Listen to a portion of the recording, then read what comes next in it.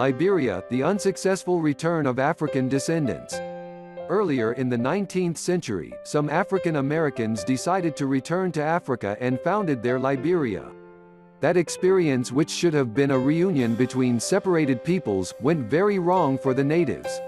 This sad chapter in our history is to be known and analyzed in order to draw all the lessons for the future.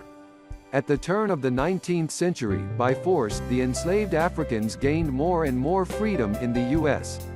Concerned by the growing number of free blacks in the U.S., a country that advocates white supremacy, the U.S. authorities responded to the will of some blacks to return to Africa, and created the American Colonizing Society, which aimed to promote the return of freed slaves to Africa. By 1822, thousands of African Americans went back to Africa.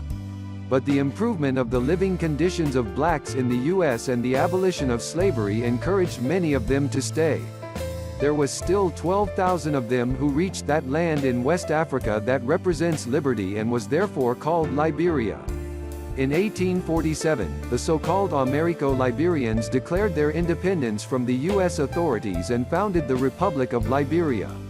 That return, which should have been a reunion between separated peoples, turned, rather, into a nightmare for the natives of the country. The Americo-Liberians therefore created a system of segregation in which they were on top. They conveyed the European culture supremacy, built churches in defiance of the local vitalism, animism, raised the English language to the status of national language that, to them, appeared to be superior to the Kapel or Bassa indigenous languages, were wearing European clothes and eating American food, proudly kept their names inherited from the torture in the plantations, advocated individualism at the expense of the African community society. Like the white settlers who were occupying the rest of Africa, they were despising vitalism and thought that only Christianity can civilize a man.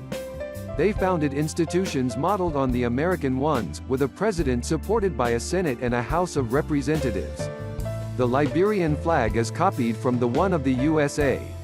The Americo-Liberians prohibited the acquisition of the Liberian nationality to the natives, prohibited their right to own a plot of land, prohibited their right to vote.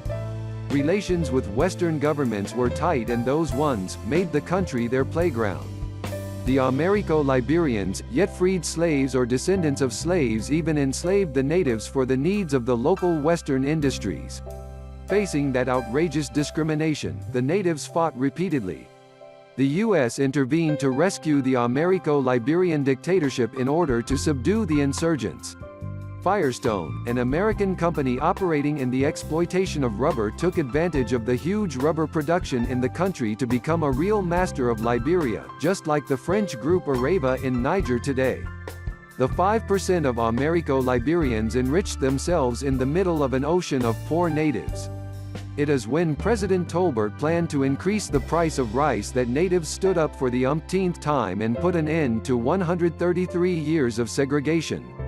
Under the commandment of the native Samuel Doe in 1980, they succeeded in their coup and took over the power. Tolbert and his supporters were killed by dozens.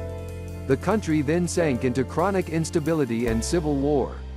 Ellen Johnson Sirleaf, current president of a finally pacified Liberia, comes from the native people crew and is also of Americo-Liberian descent.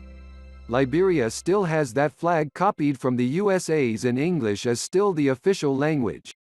What lessons should we learn from this story? African Americans have exercised their legitimate right to return to Africa. Their presence in Liberia should not be fundamentally challenged. But what is here to say is that though those freed slaves were Africans in their blood and in their memory, they were not African culturally. Culture, which is the most important element of a people's identity, was a Western one for the descendants of slaves. To put it directly, those people who returned to Africa were black skins, white masks. The Americo-Liberians were brainwashed, so brainwashed that they were proud of their slave names. And it is this brainwashing that is also found today among native Africans, which led them to despise Africa. Although they physically returned to Africa, they did not do the work of cultural assimilation that would have made them authentic Africans again. All this to say that when the issue of Afro-descendants integration truly poses itself to Africa, when it will manage to unite, it should be ensured to establish strict conditions for the acquisition of citizenship to which all Afro-descendants are entitled. As a massive work of disalienation needs to be done in Africa, it should be required that African Caribbeans, African Americans and Africans of South America adopt partially or totally African names, learn the culture, spirituality and African languages.